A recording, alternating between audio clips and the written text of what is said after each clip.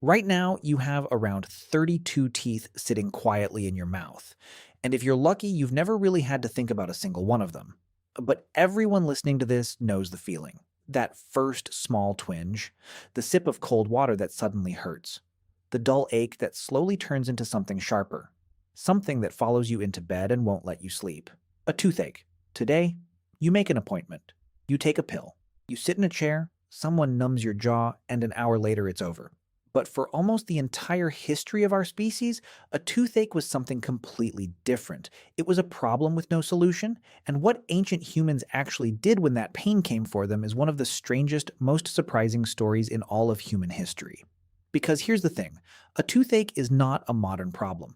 It might be one of the oldest pains we have ever felt. So let's start with a simple question. Did ancient humans even get toothaches? And the answer is, it depends on when you're talking about.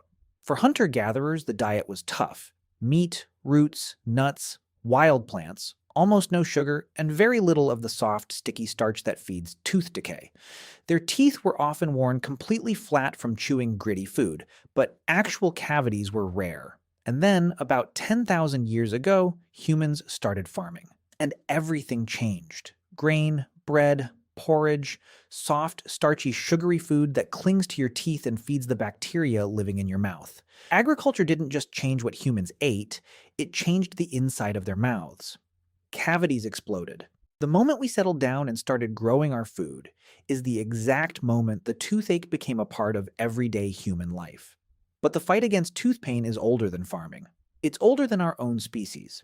At a cave called El Cedron in Spain, scientists studied the teeth of a Neanderthal who died around 50,000 years ago. This individual had a painful dental abscess, and when researchers looked at the hardened plaque still stuck to his teeth, they found something incredible.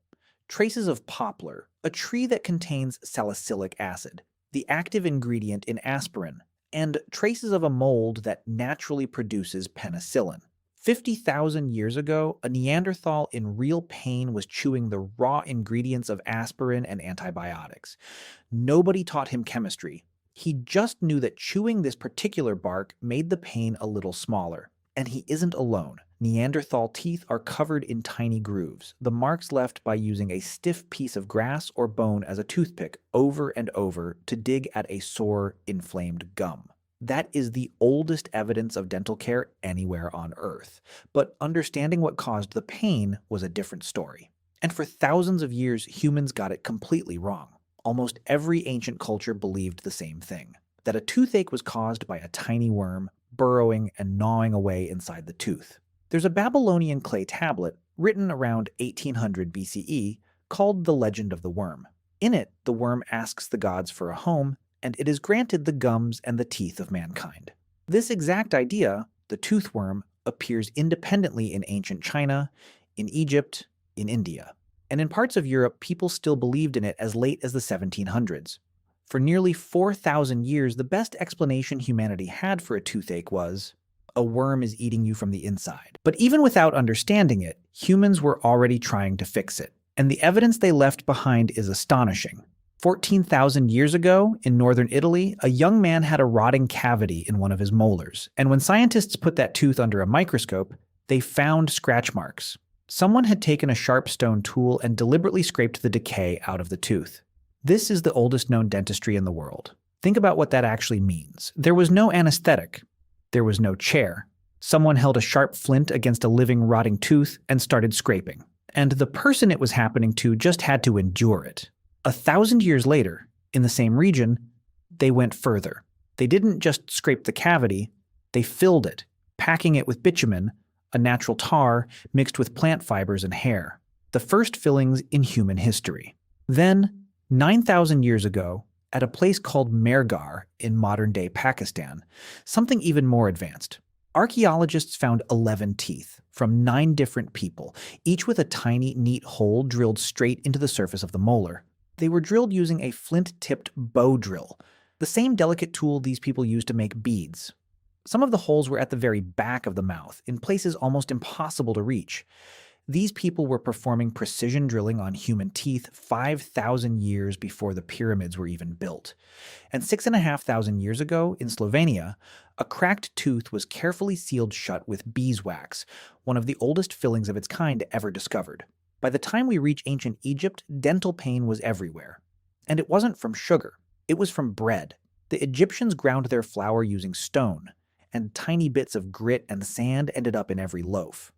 Over a lifetime, that grit wore their teeth down past the enamel, straight to the nerve.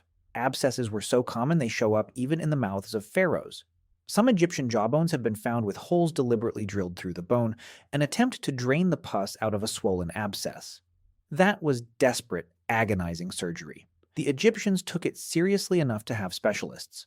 A man named Hezro, who lived around 2600 BCE, carried the title Chief of Dentists and Physicians. He's the first person in all of recorded history known by name to be a dentist. Ancient medical texts list dozens of remedies, pastes of honey and herbs packed around aching teeth. But the truth is, none of it could actually stop the decay. So mostly humans reached for anything that could dull the pain. They chewed willow bark, which contains salicylic acid, the direct ancestor of the aspirin in your cabinet.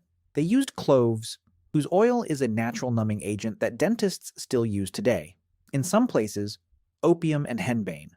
And some of it genuinely worked. Cloves really do numb a sore gum. Willow bark really does dull an ache. The knowledge was real. It just couldn't cure the thing that was causing the pain. And when nothing worked, there was only one option left. The tooth had to come out. No numbing. Just a pair of iron pliers or a string and raw force. For most of human history, the only reliable cure for a toothache was to have the tooth ripped out of your skull while you were fully awake. And here is the part that's easy to forget. A toothache could kill you. An untreated infection in a tooth doesn't just stay there. It can spread into the jaw, into the blood, into the brain. Well into the 1600s, city record keepers actually listed teeth as one of the leading causes of death. A toothache was not just pain. Sometimes it was a death sentence that started with a single piece of bread. So here's the full picture. 50,000 years ago, a Neanderthal was chewing bark that happened to contain aspirin. 14,000 years ago, someone was scraping rot out of a living tooth with a stone. 9,000 years ago, people were drilling molars with a bead maker's tools. 6,500 years ago, they were sealing teeth with beeswax. And 4,500 years ago, Egypt already had a man whose entire job was teeth. Every single one of them was fighting the exact same enemy you feel when you bite down on something cold. And not one of them had anything that truly worked. The next time you get a toothache, you'll be annoyed. You'll lose a night of sleep, maybe two, then you'll sit in a chair, someone will numb your jaw, and the pain will simply stop. That is one of the quietest miracles of the modern world. For 99% of the time humans have existed, that pain had no off switch. You just lived inside it, and hoped it would fade before it did something worse. The tooth in your mouth is the same tooth your ancestors had. The pain is the same pain. The only thing that has really changed is that finally we can make it stop.